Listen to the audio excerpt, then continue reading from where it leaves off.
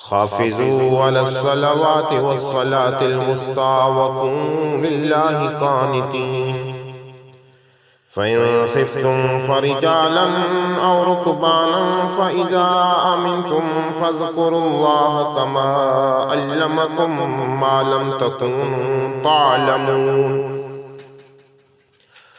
والذين يتوفون منكم ويذرون أزواجا وصية لأزواجهم متاعا إلى القول غير إخراج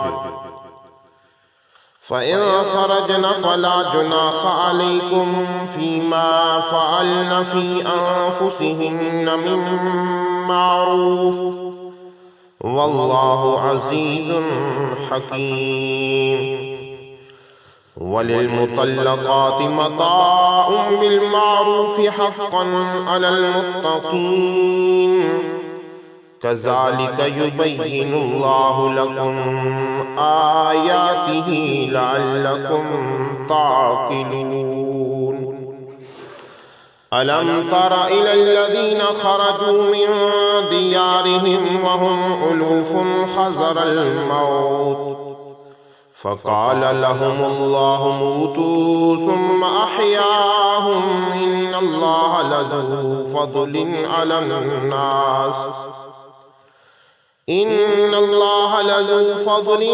على الناس ولكن أكثر الناس لا يشكرون وقاتلوا في سبيل الله واعلموا أن الله سميع عليم من ذا الذي يقرض الله قرضا حسنا فيضاعفه له أضعافا كثيرا والله يقبض ويبسط وإليه ترجعون۔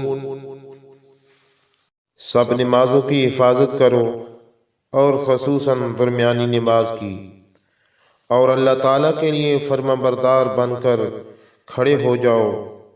پھر اگر تمہیں خوف ہو تو پیدل یا سوار ہو کر پڑھ لو۔ پھر جب امن میں آ جاؤ تو اللہ تعالیٰ کو ایسے ہی یاد کرو جیسے اس نے تمہیں سکھایا ہے، جسے تم نہیں جانتے تھے، اور تم میں سے جو لوگ فوت ہو جائیں اور بیویاں چھوڑ جائیں، ان پر لازم ہے وہ اپنی بیویوں کے لیے 1 سال تک سامان دینے اور نہ انہیں نکالنے کی وصیت کریں۔ پھر اگر وہ نکل جائیں تو تم پر کوئی گناہ نہیں۔ جو کچھ وہ اپنے بارے میں معروف طریقے سے کریں، اور اللہ تعالیٰ سب پر غالب کمال حکمت والا ہے۔ اور طلاق یافتہ عورتوں کو معروف طریقے سے کچھ سامان دینا متقی لوگوں پر لازم ہے۔ اسی طرح اللہ تعالیٰ اپنی آیات تمہارے لیے کھول کر بیان کرتا ہے تاکہ تم سمجھو۔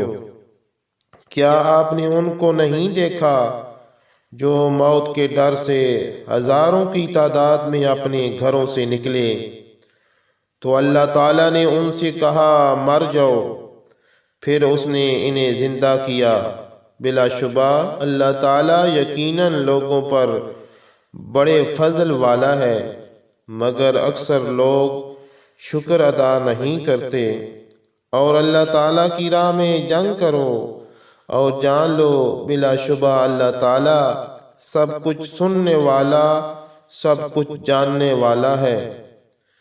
کون ہے وہ جو اللہ تعالیٰ کو قرض حسنہ دے سو وہ اس کو بڑھا چڑھا کر اس کے لیے کئی گنا کر دے، اور اللہ تعالیٰ ہی تنگی اور کشادگی پیدا کرتا ہے، اور اسی کی طرف تم لوٹائے جاؤ گے۔